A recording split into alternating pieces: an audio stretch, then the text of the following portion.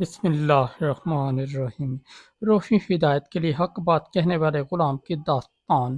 مدینہ کی پرسکون اور روح پرور فضاؤں میں شام کا وقت اتر رہا تھا۔ سورج کی آخری کرنیں کھجور کے باغات کو چھوتی آہستہ آہستہ غائب ہو رہی تھیں۔ مسجد نبوی کے قریب ایک چھوٹی سی گلی میں ایک نئی سادہ لباس پہنے غلام اپنے مالک کے گھر کے دروازے کے پاس کھڑا تھا۔ اس کا نام تھا سالم۔ سالم کا تعلق یمن کے ایک قبیلے سے تھا۔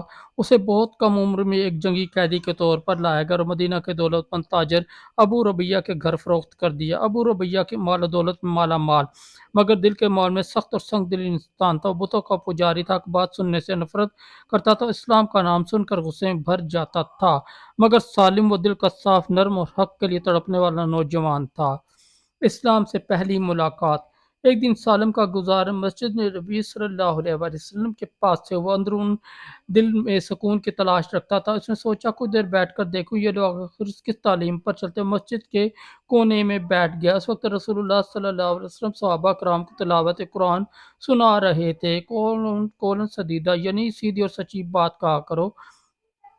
یہ الفاظ سالم کے دل میں تیر کی طرح اتر گئے۔ اس نے پہلی بار سچائی کو محسوس کیا۔ وہ بہت دیر تک روتا رہا۔ اسی دن اس کے دل میں ایمان کی روشنی روشن ہو گئی۔ چند دن بعد خفیہ طور پر اس نے اسلام قبول کر لیا۔ حق بات کہنے کا امتحان۔ اسلام قبول کرنے کے بعد سالم کے لیے زندگی آسان نہ تھی۔ اس کے مالک سخت مزاج شخص تھا۔ اسے معلوم ہو جاتا تو سالم کو اذیتوں سے دوچار کر دیتا، مگر سالم کا ایمان مضبوط تھا۔ ایک دن مدینہ کی گلی میں رسول اللہ کے خلاف سازشیں ہو رہی تھی۔ ابو ربیہ اپنے دوستوں کے ساتھ بیٹھا اسلام کا مذاق اڑا سالم کے قریب ہی کھڑا پانی پی رہا تھا۔ ابو ربیہ نے ہنستے ہوئے کہ یہ محمد کب تک اپنے دین کی دعوت دیتے رہیں گے، کوئی ان کو روکنے والا نہیں۔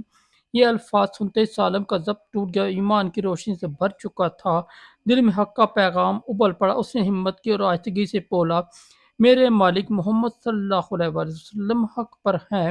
وہ لوگوں کو اندھیروں سے نکال کر روشنی کی طرف بلا رہے ہیں، ان کی باتیں اللہ کی طرف سے ہیں۔ ابو ربیہ حیران رہ گیا۔ کچھ لمحے تک سب خاموش ہیں، مگر اس کی آنکھوں میں غصے کی چنگاریاں بھڑک اٹھیں۔ ایک غلام، وہ بھی مجھے دین کے بارے میں سمجھائے گا؟ اس نے سالم کو پکڑنے کا حکم دیا۔ نوکروں نے اس کے ہاتھ باندھ دیے۔ ابو ربیہ نے کہا، اگر تو آئندہ کبھی محمد صلی اللہ علیہ وآلہ وسلم کی حمایت میں بات کرے گا تو میں تجھے ایسی سزا دوں گا کہ دنیا یاد رکھے گی۔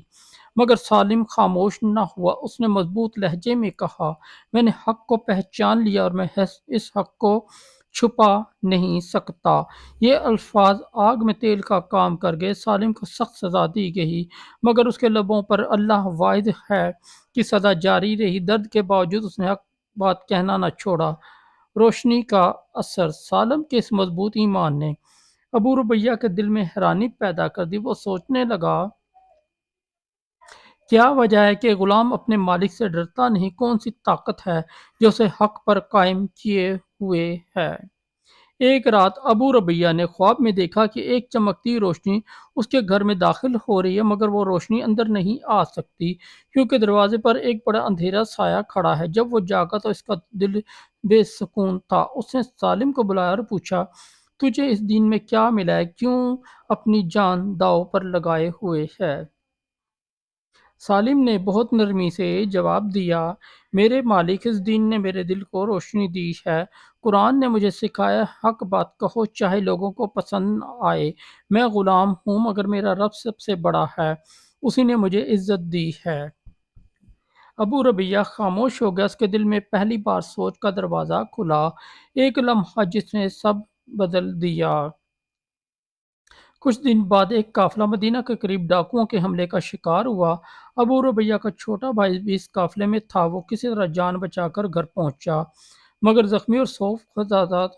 کوئی بھی اس کی مرہم پٹی نہیں کر پا رہا تھا۔ سالم نے آگے بڑھ کر کہا، مجھے اجازت دیں، میں اس کی دیکھ بھال کروں گا۔ غلام ہونے کے باوجود اس نے پوری رات کی تیمارداری کی، زخم صاف کی، پانی پلایا، قرآن کی آیات پڑھ کر دم کے صبح تک وہ نوجوان بہت بہتر ہو چکا تھا۔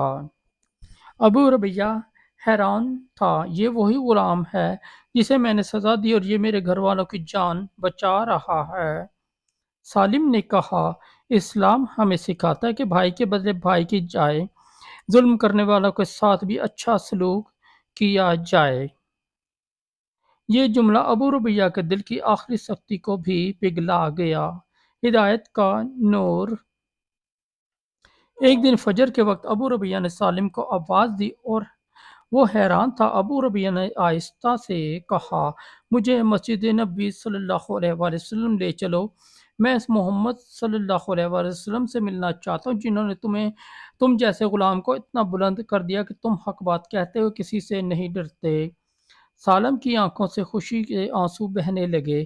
وہ دونوں مسجد تک پہنچے۔ ابو ربیہ نے رسول اللہ کے سامنے بیٹھ کر کہا، میں اسلام قبول کرنا چاہتا ہوں، مجھے وہ نور چاہیے جس نے سالم جیسے غلام کو بادشاہوں جیسا دل دے دیا ہے۔ رسول اللہ صلی اللہ علیہ وسلم مسکرائے اور فرمایا، اللہ جسے چاہے ہدایت دے دیتا ہے۔ وہیں ابو ربیہ ایمان لے آیا۔ غلام سے بھائی تک اسلام قبول کرنے کے بعد اس نے سب سے پہلا کام یہ کیا کہ سالم کو آزاد کر دیا۔ سالم اس کے سامنے جھک گیا مگر ابو ربیہ نے اسے اٹھایا اور کہا، آج سے تم میرے غلام نہیں میرے بھائی ہو۔ سالم کی آنکھوں میں وہ روشنی چمک رہی تھی جس کی خاطر اس نے حق بات کہنے سے کبھی ہچکچاہٹ نہیں کی تھی۔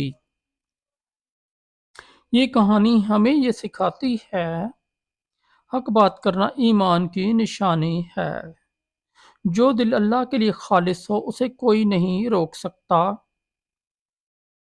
ایک غلام کا ایمان بھی بڑے بڑے دلوں کو بدل سکتا ہے۔ ہدایت اللہ کے ہاتھ میں ہے اور اس کے اسباب حق پر ثابت قدمی سے پیدا ہوتے ہیں۔ دوستو اگر آپ کو ہماری سٹوری اچھی لگی تو ہمارے اس چینل کو سبسکرائب کر دیں، اس ویڈیو کو لائک اور دوستوں کے ساتھ شیئر کر دیں، اور ہمارا دوسرا چینل ہے جے وی انصاری، اس پر بھی ضرور وزٹ کریں، اس پر آپ کو بہت اچھی اسلامی سٹوریاں ملیں گی۔